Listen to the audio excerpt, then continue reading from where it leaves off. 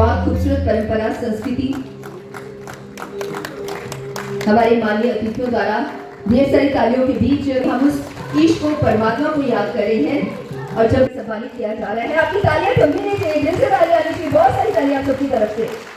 और साथ ही साथ सर को देखिए हमारी परंपरा कितनी खूबसूरत है, हमारे मेहमानों का आदर सत्कार किया जाता है। आज है विश्व पर्यावरण दिवस और उसके उपलक्ष्य पर मंत्री साहब को पौधे देकर और शॉल पहनाकर और बाकी बहुत खूबसूरत सी पल, बहुत खूबसूरत सी मोमेंट्स हमारे जो फोटो जर्नलिस्ट है हर चीज को अपने कैमरे में कैद करते नजर आ रहे हो। बिल्कुल तालियां आप सबकी। और मैं रिक्वेस्ट करती हूँ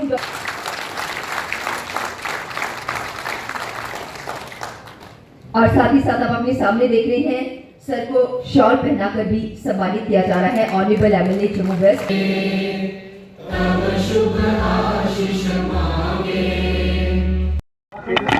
आज 151 बरस पुराने इंडिया मेट्रोलॉजिकल डिपार्टमेंट के इतिहास में, उसकी यात्रा में एक नया अध्याय शुरू हो रहा है और उस अध्याय की शुरुआत जम्मू नगर से हो रही है।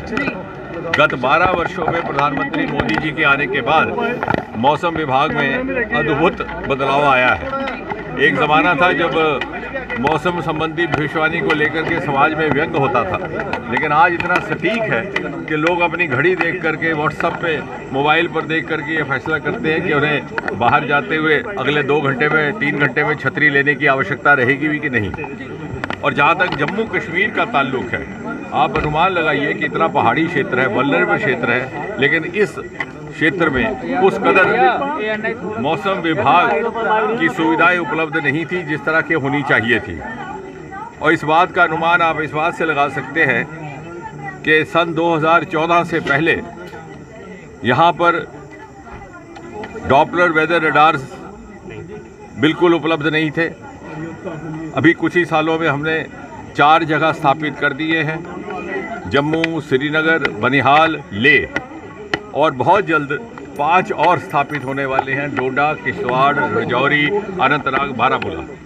इसी प्रकार ऑटोमेटिक वेदर स्टेशन सन 1947 से लेकर के 2014 तक जितने यहाँ उपलब्ध थे उससे दुगने से अधिक अब हैं।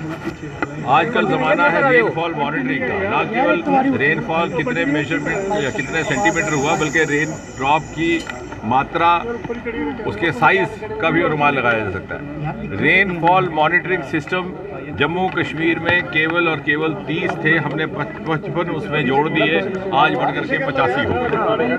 तो इस कदर जब विस्तार हुआ तो ये एहसास हुआ कि ये सारा का सारा उत्तर भारत का हेडक्वार्टर दिल्ली हुआ करता था, लेकिन इसके रख रखाव के लिए, उसकी पर्याप्त व्यवस्था बनाए रखने के लिए हमें लगा कि इसको थोड़ा सा डिस्ट्रीब्यूशन ऑफ वर्क करना पड़ेगा।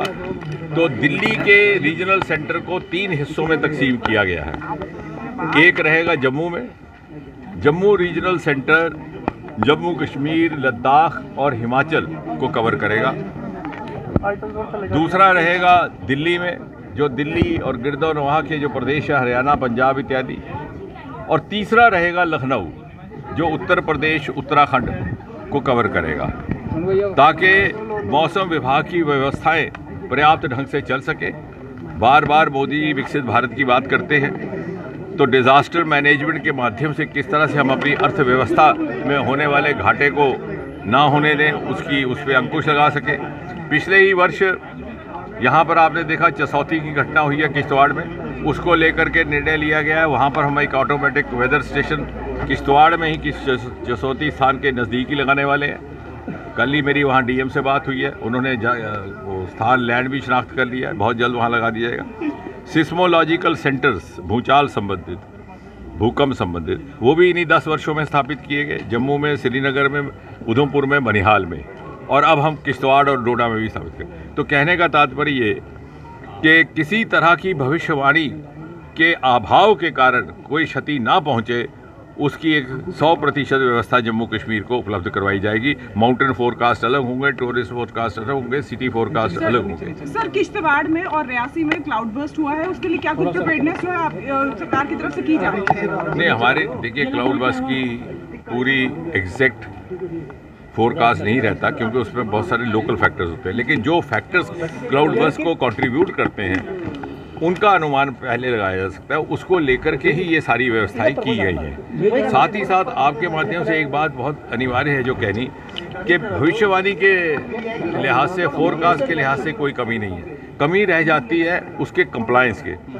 अक्सर प्रशासन के लोग और कई बार समाज के भी लोग जो सूचनाएं हमें मिलती हैं मौसम संबंधी, उसको हम गंभीरता से नहीं लेते। वो कहते हैं सब देखा जाएगा जब होगा। हालांकि एक एक घंटे के बाद देश भर में किसानों को अलग सूचना दी जा रही है, टूरिस्ट पर्यटकों को अलग दी जा रही है, समाज को अलग, प्रशासन के हर एक डीएम, हर एक डीसी के पास देश भर में सूचनाएं उपलब्ध की जा रही है। रेड अलर्ट, येलो अलर्ट की भी वहाँ पर संकेत आ जाता है। तो मेरा ये निवेदन रहेगा कि अगर हम इन सूचनाओं को गंभीरता से लें, विशेषकर आज के ज़माने में जबकि बहुत सारा अनसर्टेनिटी रहती है मौसम को लेकर के, तो बहुत सारा जो हमारा इस तरह का नुकसान होता है या दुर्घटनाएं होती हैं, उस पर अंकुश लगाया जाए।